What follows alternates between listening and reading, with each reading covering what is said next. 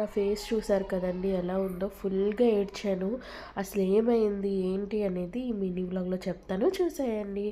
ముందైతే మేము ఆ జెండాది చూసిన తర్వాత ఇంకా దర్శనంకి వెళ్ళిపోదాము. నెక్స్ట్ డే మనకి ట్రైన్ కదా, మళ్ళీ అందుతామో లేదా అని చెప్పేసి మేము లైన్లోకి వెళ్ళిపోయామండి. అస్సలు లైన్ ఎలా పంపిస్తున్నారు అంటే, చిన్నపిల్లలు ఉన్నా పెద్దవాళ్ళు ఉన్నా సరే చూసుకొని వెళ్ళండి. అసలు ఎలా వదులుతున్నారు అంటే, ఒక కొంచెం 3-4 ఒక మ్యాక్సిమం ఒక 6 రోస్ ఉంటాయి.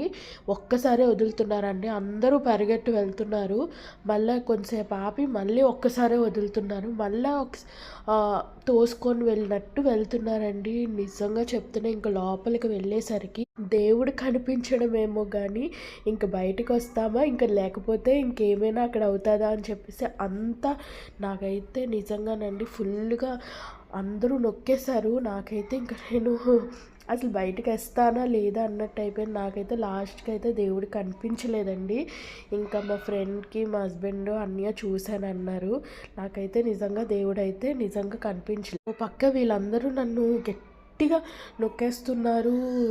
నాకు ఊపిరాడలేనట్టు అయిపోతుంది అని ఒక బాధ అయితే, దేవుడు కనిపించలేదు, ఇంత దూరం వచ్చాము దర్శనం అవ్వలేదు అని చెప్పి ఒక్క బాధ. ఫుల్గా అయితే నేను ఏడ్చేసానండి, నిజంగా చెప్తున్నాను.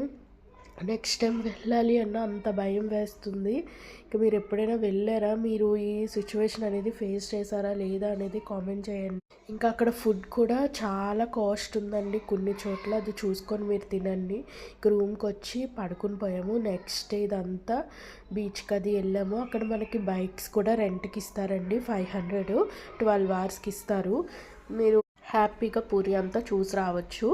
అండ్ మాకు టైం లేదు కాబట్టి మేము అలా బీచ్కి వచ్చి ఇంకా అలాగా కొన్ని ఫొటోస్ అవి తీసుకున్నాం. అండ్ కోకోనట్ వాటర్ తాగండి, చాలా టేస్ట్ ఉంది. ఇప్పటికొచ్చి నా లైఫ్లో అంత టేస్ట్ నాకు అనిపించలేదు, అక్కడ అనిపించింది. అండ్ కొబ్బరికాయ చాలా బాగుంటుంది, టేస్ట్ చేయండి.